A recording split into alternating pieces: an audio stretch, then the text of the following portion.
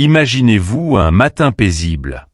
Vous êtes assis, les mains autour de votre tasse de café préférée, savourant le calme du début de journée. Tout semble en harmonie, jusqu'au moment où, sans prévenir, un commentaire dur, une remarque acerbe ou un geste déplaisant surgit de nulle part et éclabousse votre tranquillité comme de l'eau froide. C'est étonnant, n'est-ce pas, à quel point un mot, une simple phrase, peut s'infiltrer dans notre esprit, pesant bien plus lourd qu'un compliment. C'est comme cette tache obstinée sur votre chemise préférée, celle qui refuse de s'effacer et qui, si vous la laissez faire, peut prendre plus de place que tout le reste. Pourtant, au milieu de ce moment de désarroi, il existe une opportunité, un choix qui nous appartient à tous, celui de ne pas céder à la spirale de la négativité. Vous avez le pouvoir de prendre un instant pour décider de la suite, de choisir consciemment comment cette interaction va influencer le reste de votre journée, ou même de ne pas la laisser vous atteindre. Mais pourquoi est-il si facile pour la négativité de prendre racine, de s'attarder bien plus longtemps qu'un compliment? Pourquoi un simple mot, parfois insignifiant, peut-il s'ancrer en nous et assombrir ce qui était, il y a quelques secondes encore, un jour lumineux? C'est dans la façon dont notre esprit est câblé, dans notre propension à accorder plus de poids à ce qui menace notre paix intérieure. Et là réside le défi. Apprendre à naviguer dans ces moments, à ne pas être la victime passive des interactions qui nous entourent. Car, que cela vienne d'une critique soudaine, d'une remarque chargée de jugement ou même d'une action subtile mais douloureuse, la clé est de savoir réagir de manière qui nous élève, plutôt que de réagir impulsivement et de nous laisser happer par la spirale négative. À sagesse en évolution, nous croyons que ces instants de confrontation, où l'esprit vacille entre l'indignation et l'abattement, sont des opportunités déguisées. Ils nous poussent à regarder en nous-mêmes et à découvrir des forces insoupçonnées. Car, au-delà de ces moments fugaces de contrariété, il y a une compétence essentielle à cultiver, celle de transformer la réaction instinctive en une réponse réfléchie. Imaginez la liberté de ne plus laisser un commentaire déstabilisant définir votre journée, mais plutôt de l'observer avec recul et d'avancer sans être affecté. C'est possible, et c'est exactement ce que nous allons explorer ensemble. Restez avec nous, car dans cette vidéo, nous allons découvrir comment transcender la toxicité ambiante et cultiver une paix intérieure inébranlable. Nous allons plonger dans des stratégies concrètes pour préserver notre tranquillité d'esprit, même face aux interactions les plus déstabilisantes. Ce voyage ne promet pas une route sans embûches, mais il offre la promesse d'un pouvoir réel, celui de transformer l'impact que le monde extérieur peut avoir sur vous. Vous ne voulez pas manquer cela. Alors, prenez une respiration, installez-vous confortablement, et laissez-nous vous guider à travers ce chemin vers plus de résilience et de sagesse. 1. La conscience de soi. Face à la toxicité, tout commence par la conscience de soi. Imaginez un maître d'escrime sur un champ de bataille. Il sait que la véritable maîtrise ne réside pas seulement dans l'art d'attaquer, mais dans la précision et l'élégance avec lesquelles il esquive les coups. C'est la même chose avec la vie et ses défis, surtout quand ces défis prennent la forme de personnes ou de situations toxiques. Comprendre où se situent nos limites, savoir reconnaître nos déclencheurs émotionnels et les respecter sont des éléments essentiels pour ne pas absorber les coups. Cette connaissance de soi agit comme une armure invisible qui nous protège des assauts extérieurs. Il est important de comprendre que cette approche ne vient pas de la colère ou d'un désir de confrontation. Au contraire, il s'agit d'une assurance tranquille, une paix intérieure qui ne dépend de personne d'autre que de nous-mêmes. La véritable puissance ne réside pas dans la réaction explosive, mais dans le calme inébranlable face à la tempête. C'est ce qui nous permet de réagir sans réactivité, de répondre aux provocations avec sagesse, plutôt que de se laisser entraîner par une vague d'émotions incontrôlées. Et cela, bien sûr, demande de la pratique. Comme un réflexe appris au fil du temps, cette maîtrise devient une seconde nature lorsque nous cultivons l'habitude de prendre un instant pour nous interroger. Pourquoi cela me dérange-t-il vraiment? Ou que puis-je apprendre de ce moment? Ces questions ne sont pas là pour justifier les actions des autres, mais pour nous recentrer et observer nos propres réactions. En les posant, Nous devenons à la fois spectateurs et acteurs de nos émotions, capables de les comprendre et de les orienter au lieu de les subir. La conscience de soi nous donne également la possibilité de reconnaître les schémas dans nos réponses. Pourquoi certaines remarques nous touchent-elles profondément alors que d'autres glissent sans laisser de traces? En identifiant ces modèles, nous découvrons des vérités cachées sur nous-mêmes, des blessures à soigner, des insécurités à apaiser et des forces insoupçonnées à cultiver. C'est un voyage vers une meilleure compréhension de notre essence, un processus d'affirmation personnelle qui, à terme, transforme la manière dont nous abordons la négativité. La prochaine fois que vous vous sentez piqué par un mot ou un geste, prenez un moment. Respirez, observez la réaction qui monte en vous et posez ces questions. Peu à peu, vous verrez que cette pratique change la donne. La conscience de soi n'élimine pas les tempêtes extérieures, mais elle vous donne le pouvoir de rester calme et lucide, quelle que soit leur force et leur violence. C'est là, dans ce refuge intérieur, que réside votre véritable force. 2. Le pardon et la mémoire. Pensez un instant aux étoiles, à leur éclat serein dans la vaste étendue sombre de la nuit. Malgré l'obscurité qui les entoure, elles continuent de briller, imperturbables et majestueuses. De la même manière, le pardon est cette lumière intérieure, cette force qui nous permet de transcender la noirceur des interactions toxiques et des blessures qu'elles infligent. Il ne s'agit pas de naïveté ou de faiblesse, mais d'une puissance rare qui nous libère du poids du ressentiment. En pardonnant, nous ne cautionnons pas les actions nuisibles des autres. Nous choisissons simplement de ne pas nous enchaîner à leur énergie négative. Le pardon est un choix actif, une énergie qui, au lieu de nous alourdir, nous élève. C'est comme une bouffée d'air pur qui nous libère de la lourdeur accumulée par la colère et l'amertume. En pardonnant, nous ne laissons pas les autres gagner. Nous nous permettons simplement de passer à autre chose, de poursuivre notre chemin sans le fardeau inutile des rancunes. Cependant, pour que le pardon soit véritablement efficace, il doit être accompagné de la mémoire. La mémoire est notre boussole, un outil essentiel pour naviguer dans la complexité des relations humaines. Si le pardon nous libère, la mémoire nous protège. Elle nous rappelle les leçons des expériences passées et nous aide à discerner les comportements répétitifs, à reconnaître les situations potentiellement toxiques et à éviter de tomber dans les mêmes pièges. La mémoire ne doit pas être confondue avec le ressentiment. Là où le ressentiment entretient la douleur, la mémoire nous permet de transformer nos expériences en sagesse. Ces deux qualités, le pardon et la mémoire, forment un tandem puissant. Le pardon nous aide à avancer sans être alourdi par la négativité, tandis que la mémoire nous garde ancrés et vigilants, capables d'appliquer les leçons apprises. Imaginez-vous naviguant dans un ciel rempli d'étoiles, où chaque étoile représente une relation ou une leçon passée. Certaines brillent d'une lumière chaleureuse, marquant des liens authentiques et positifs. D'autres sont des points de repère, des rappels d'expériences qui, bien que difficiles, vous ont enseigné quelque chose de précieux. C'est ainsi que vous continuez à avancer, en utilisant le pardon comme votre force motrice et la mémoire comme votre guide. Cultiver ces deux qualités nous aide à développer une résilience émotionnelle.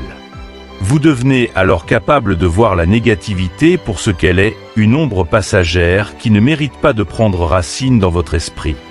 Le pardon et la mémoire nous permettent de tracer une ligne entre l'acceptation et la vigilance, de reconnaître les erreurs des autres sans les laisser définir notre perception ou nos actions. Alors, la prochaine fois que vous vous retrouvez face à une personne ou une situation qui menace de vous entraîner dans la tourmente, souvenez-vous de ces étoiles. Pardonnez pour alléger votre cœur, et rappelez-vous de ce que vous avez appris pour protéger votre paix intérieure. Ensemble, ces qualités sont votre boussole et votre lumière, guidant chacun de vos pas à travers le labyrinthe des relations humaines. 3. La stabilité émotionnelle. Imaginez-vous marcher dans un brouillard épais, où chaque pas semble incertain, où la vision est limitée et où le moindre bruit inattendu peut provoquer une montée d'anxiété. Dans ces moments, il est facile de perdre son orientation, de se laisser emporter par la confusion et la peur. C'est une métaphore puissante pour illustrer la façon dont nous nous sentons souvent dans les situations de chaos ou d'interactions toxiques. Mais il existe une force intérieure, un ancrage profond qui peut dissiper ce brouillard, la stabilité émotionnelle. La stabilité émotionnelle, telle qu'elle est cultivée par le stoïcisme, agit comme un phare dans cette brume.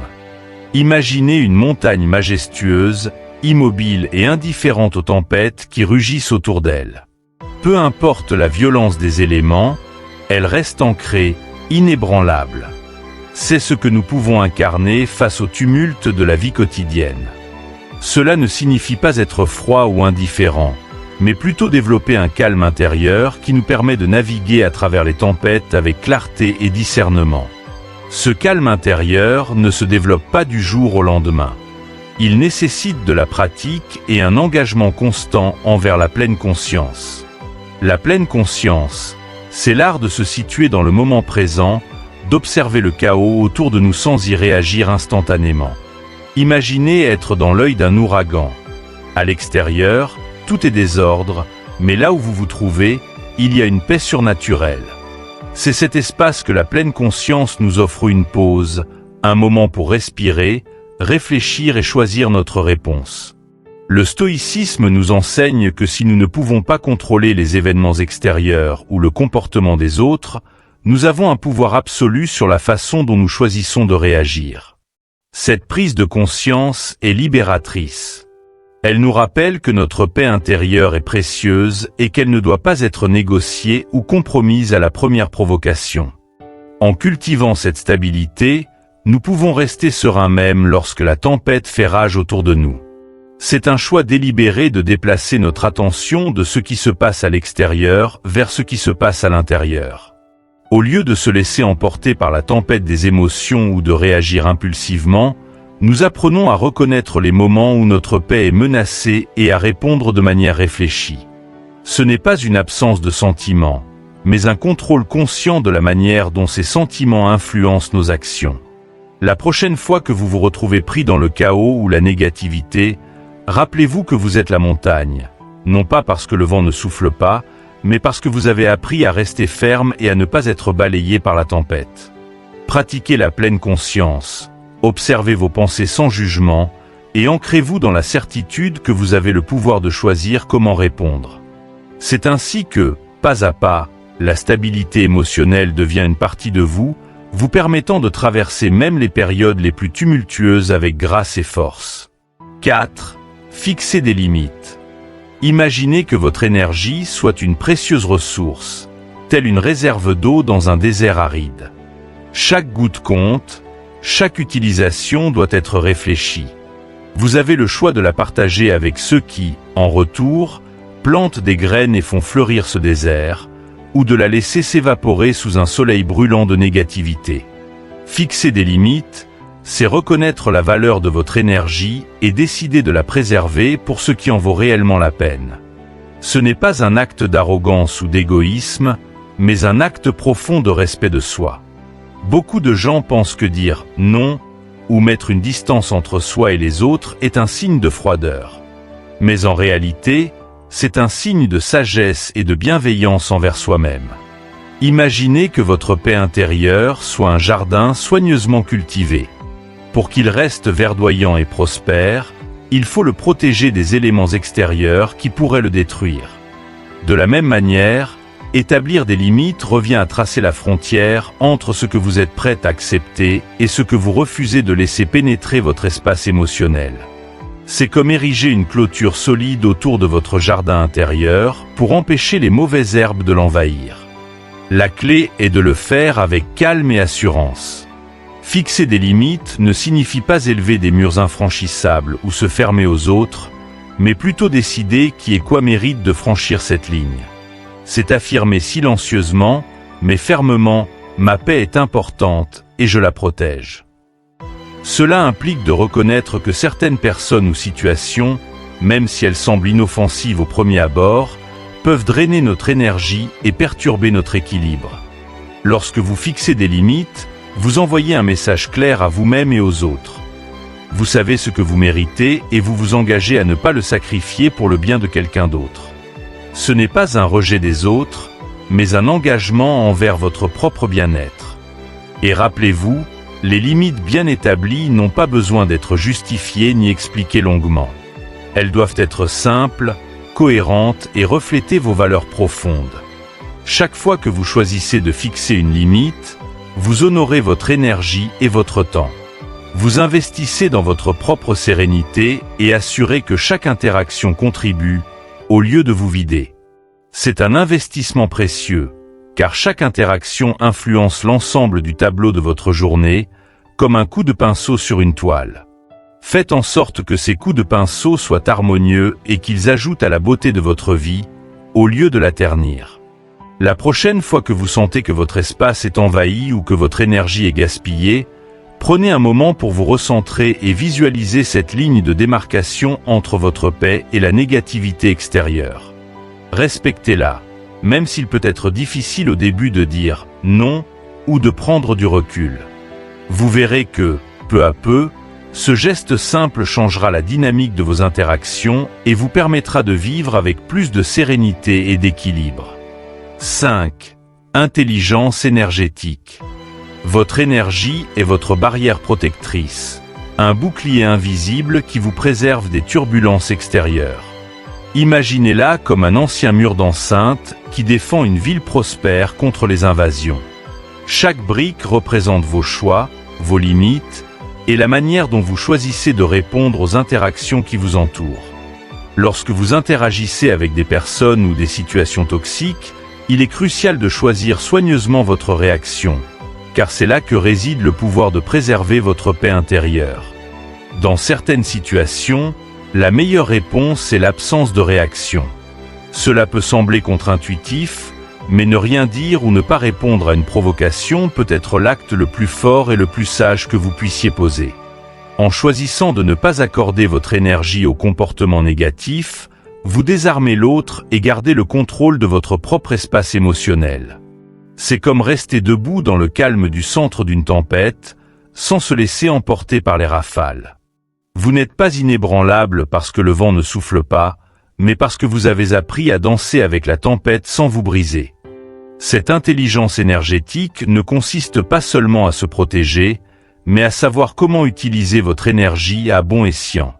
Lorsque vous êtes confronté à la toxicité, imaginez que chaque mot, chaque émotion dépensée est une ressource précieuse. En choisissant de réagir avec patience, de répondre avec calme ou même de ne pas vous engager, vous économisez cette énergie pour des situations et des personnes qui en valent la peine. C'est l'art de rester ancré tout en laissant la tempête passer, sans lui donner le pouvoir de vous ébranler. L'intelligence énergétique, c'est aussi reconnaître quand il est préférable de rediriger votre attention vers quelque chose de plus positif. Parfois, cela signifie détourner votre esprit des paroles blessantes pour vous concentrer sur ce qui vous apporte de la joie et du réconfort.